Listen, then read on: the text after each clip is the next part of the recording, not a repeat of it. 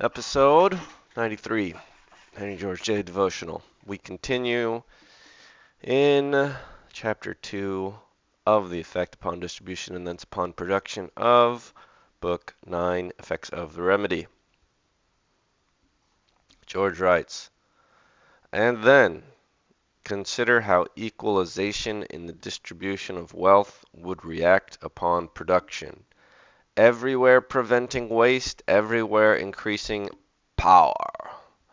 If it were possible to express in figures the direct pecuniary loss which society suffers from the social maladjustments which condemn large classes to poverty and vice, the estimate would be appalling. Yeah, sometimes I think it would be fun to try to put a number on like how rich we could be.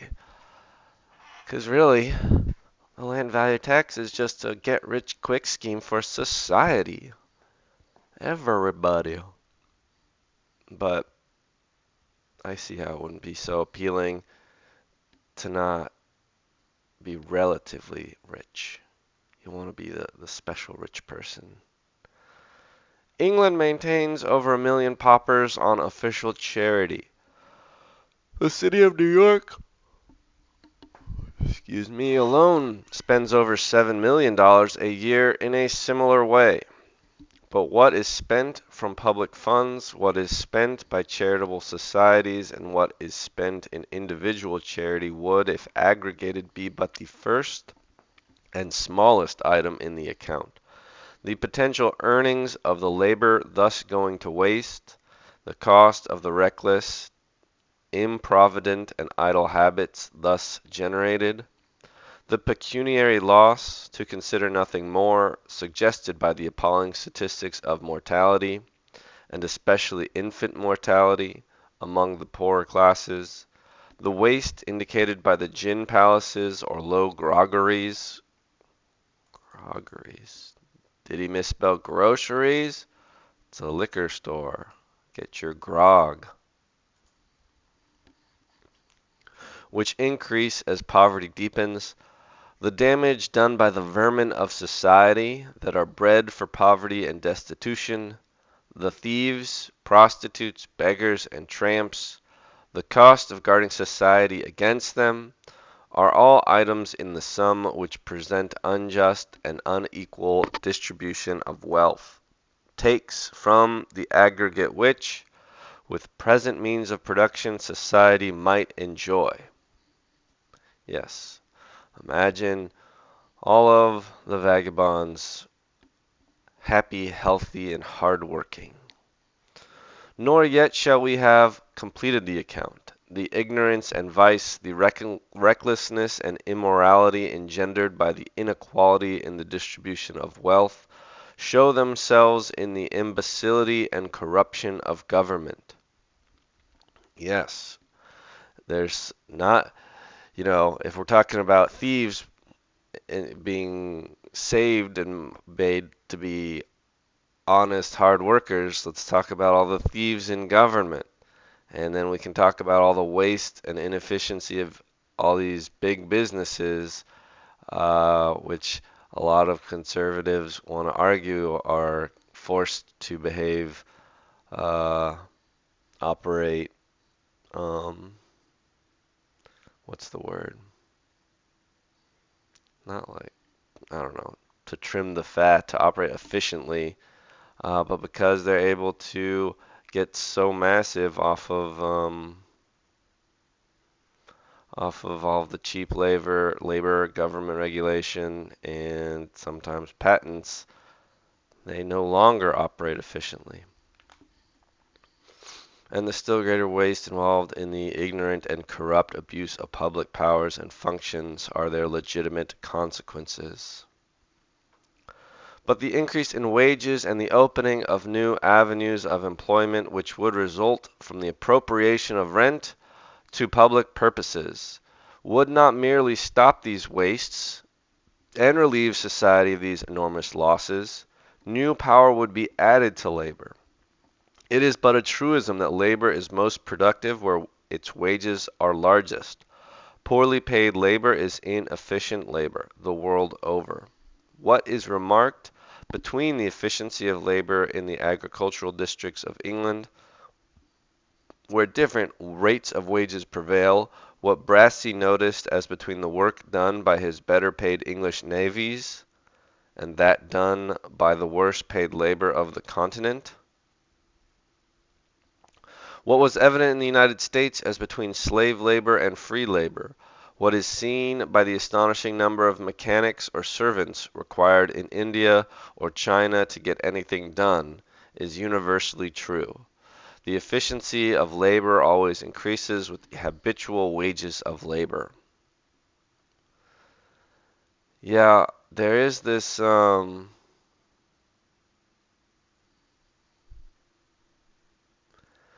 feel like there's this view of slave labor. Uh, I don't know. Like when I think of like the Jews or the Hebrews rather in Egypt as slaves working, you think of them as all just like as like cross-training crazy men who are just like when you watch that old Charlton Heston or yeah, is that it? Yeah. Um, the Charlton Heston Ten Commandments slaves. Wait, was that is it Vivian? No. Slaves. This image has stuck with me since I was a kid. Like this kind of image of all these slaves working so hard. Where it's like they're in like a fitness class all day, every day. And I mean, he looks pretty tough. Um, when in reality, I think there was a stereotype about slaves being pretty lazy. Quote unquote, we'll call it lazy. I don't know if I would really describe it as lazy. Um, but anyway. Um,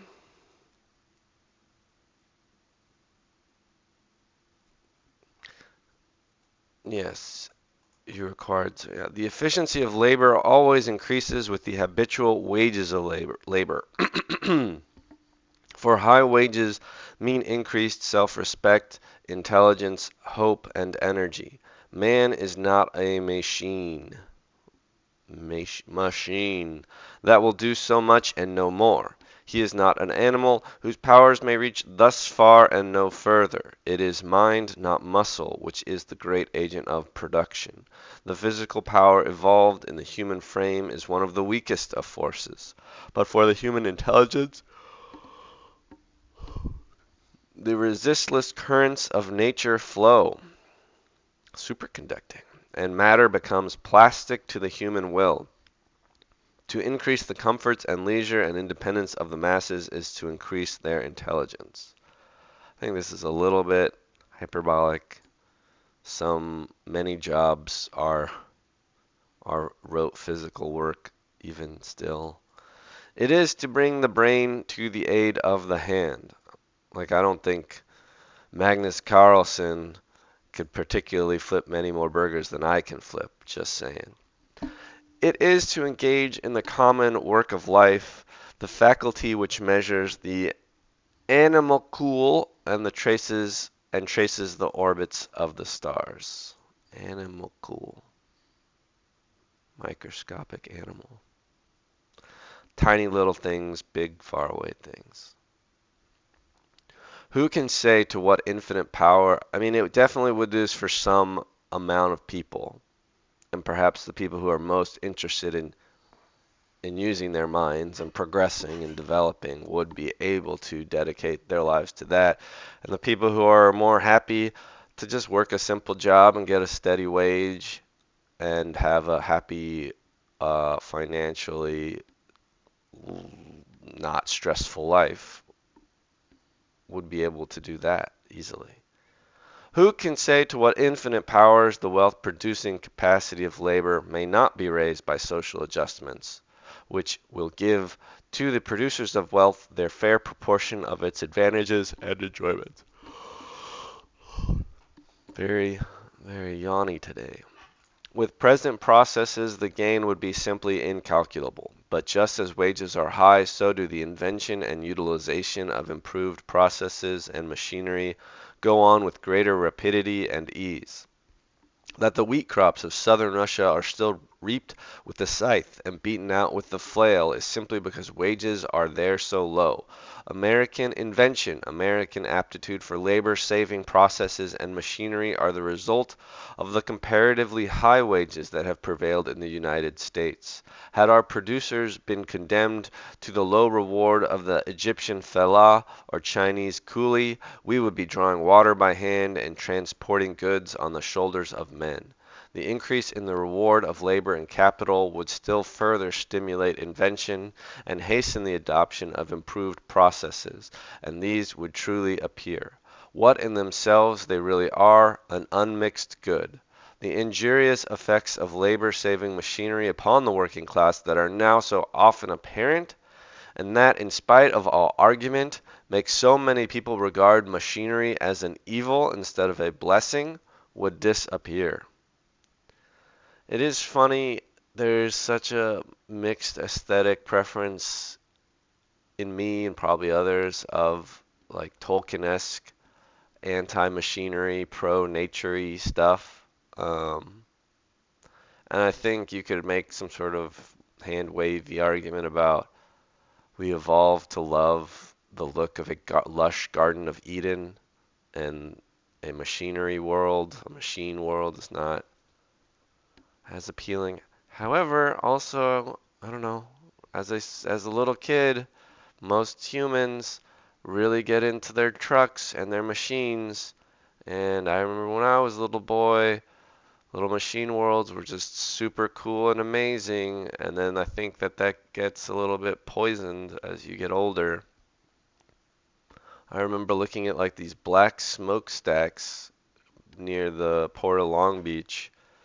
I guess I was in college, and like to my college educated eye, it's like, oh, that's just like pure poison being poured out into the sky. But you could imagine a man like me living 100 years earlier and just not having any concept of climate control or climate and pollution, and just seeing that and thinking it was like absolutely awesome, a sign of progress, a sign of production and making wealth.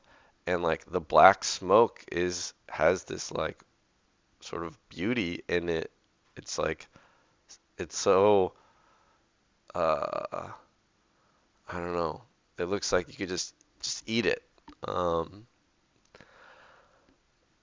and now I look at it in my Georgist eyes, and I have a mixture of feelings where yes, it's progress and it is beautiful, but it is screwing up the climate, so that person needs to be compensating the rest of us. We need carbon taxes because we need to maintain the common land, which includes the air and the waters for all.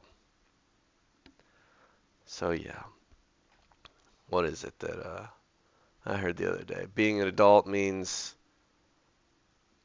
being an adult means realizing that everything is both good and bad or something. I don't know. You don't want carbon taxes? Why not? So D. Bruce in the chat says no carbon taxes. You could do carbon capture credits, but what is progress and poverty Substack? This is uh, this is my one view. Well, yeah, so the single land value tax, the idea is that it is a tax on the land. And then you would have to, do you not think that the sky counts as land-like? Our atmosphere and the water? I consider, I mean, George considers that all land-like. And so you would need the Pigouvian um, taxes on it, although you could alternatively also provide carbon capture credits. But what do you would be if you would only do a tax on the value of like surface land. You would roll the pollution charge into the single tax. I see. But as I understand the single tax, it is purely based on like the positive value of the lot. And some people have taken issue with the single land value tax, saying that this would incentivize big companies to pollute the land because that would lower the value of the land, so they would have to pay less in rent for that same spot. This carbon crap is statist. Um, and statist just means bad. It's what do you mean by statist, and why do we just rule out all statist things as bad? Because George was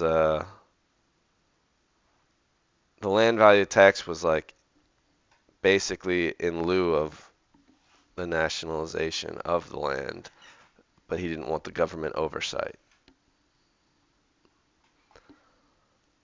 Um, where were we? An unmixed good was that. Status means decided by an elite and not by the market. Okay. Um, and you don't think there's any role for a uh, governing body to make any decisions? Like the way that this article breaks down the emissions rights says, we know that there's this fixed amount of atmosphere. We can sort of consider every year that each human being should own one human being's worth of atmosphere. And so if it is being destroyed if any person is destroying more than their amount of atmosphere, they need to compensate the rest of us. Figuring out that pricing, uh, that's a trickier one. I forget what they propose. Maybe I should reread that. Okay, I'll keep going. Everyone hates machines because they take away our wages. Every new power engaged in the service of man would improve the condition of all. And from the general intelligence and mental activity springing from this general improvement of condition would come new developments of power which we as yet cannot dream. But I shall not deny, and do not wish to lose sight of the fact, that while thus preventing waste and thus adding to the efficiency of labor, the equalization in the distribution of wealth that would result from the simple plan of taxation that I propose must lessen the intensity with which wealth is pursued. It seems to me that in a condition of society in which no one need fear poverty, no one would desire great wealth. At least, no one would take the trouble to strive and to strain for it as men do now. For certainly the spectacle of men who have only a few years to live, slaving away their time for the sake of dying rich, is in itself so unnatural and absurd, that in a state of society where the abolition of the fear of want, I think, I think, I think that's very powerful. The fear of want had dissipated the envious admiration with which the masses of men now regard the possession of great riches. I think riches. The fear of want is probably even more strongly felt now, given that when you're 65, you're like, well, if I retire, I might live till I'm 70. I might live till I'm 100. And maybe there's inventions, and maybe I'll live to 120. And will I have any money? I have no idea. So I better keep working and I better buy some land. Uh, where the abolition of the fear of want had dissipated, whoever would toil to acquire more than he cared to use would be looked upon as we would now look on a man who would thatch his head with half a dozen hats or walk around in the hot sun with an overcoat on. It's funny. Also, people keep working into their old age, unhappily maybe, because they want to provide for their kids. But if they were certain that their kids would be receiving their fair share from toil and a citizen's dividend, that would not have to burden them and worry them nearly as much. When everyone is sure of being able to get enough, no one will care to make a pack horse of himself. And though this incentive to production be withdrawn, can we not spare it?